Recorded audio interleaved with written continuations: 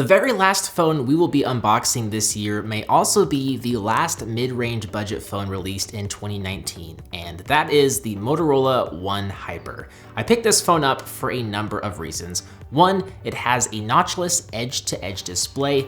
Two, it packs a 64 megapixel camera sensor with a pop-up selfie camera that I absolutely have to see. And three, it only retails for $400. That relatively inexpensive price is apparent when you start to open the box. There aren't a lot of extras and the packaging is minimal. We'll see the phone on top, and what's interesting is that the included silicone case comes pre-installed, so the device is protected right from the get-go. Underneath, there are a few instruction packets and miscellaneous paperwork like warranty information, as well as a SIM card ejector tool.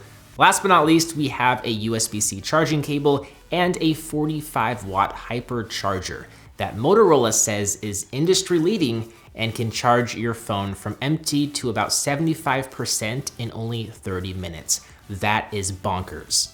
So if we take a closer look at the phone by first taking off the case, we'll see a very glossy blue hunk of a smartphone. It measures in at 8.9 millimeters thick, so it's gonna be a little bit more chunky than many other phones from 2019. And it has a combination of new and old elements here. For example, it retains the 3.5 millimeter headphone jack, and there is a rear-mounted fingerprint scanner. Two things that are being phased out in smartphones these days. But we do have dual rear-facing camera sensors, there is a motorized selfie camera that's currently hiding, and an edge-to-edge display with no notch. The display is an IPS LCD panel, so no OLED here unfortunately, but it measures in at 6.5 inches with a 1080 by 2340 resolution and 396 pixel per inch index. You don't get those really deep blacks and high contrast levels that OLED panels provide, but you do get a relatively pixel dense display that's not obstructed with any sort of notch or camera cutout. Honestly, that's not too bad of a trade-off in my opinion, and the front of this phone I think looks really clean.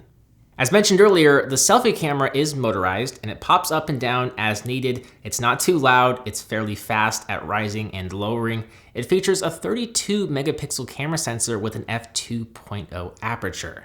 Meanwhile, on the rear, we have a 64 megapixel f1.8 main sensor with a secondary 8 megapixel ultra-wide sensor that I am so glad is here. It's gonna fall short of the ultra-wide sensors found in the new iPhones and the Galaxy phones, but the option to capture ultra-wide photos is very nice to have in a phone that costs $400.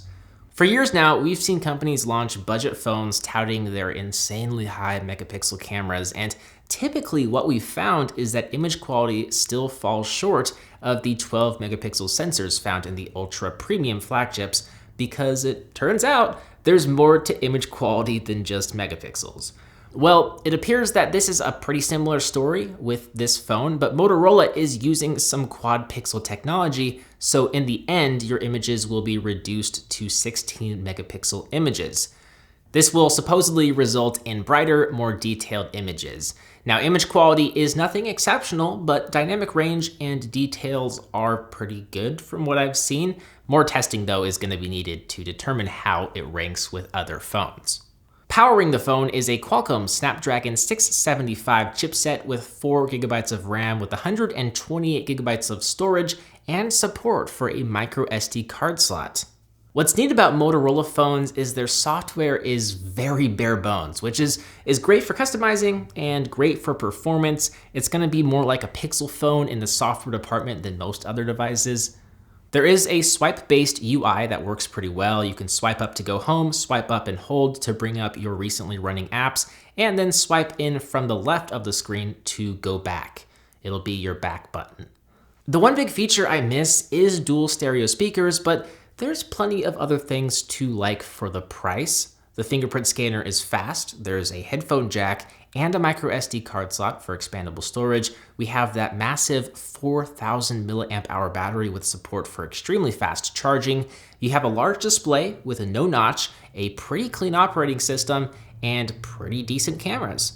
Honestly, that's quite the offering for only $400. So I could see this phone being a surprise hit as we wrap up 2019 and enter 2020.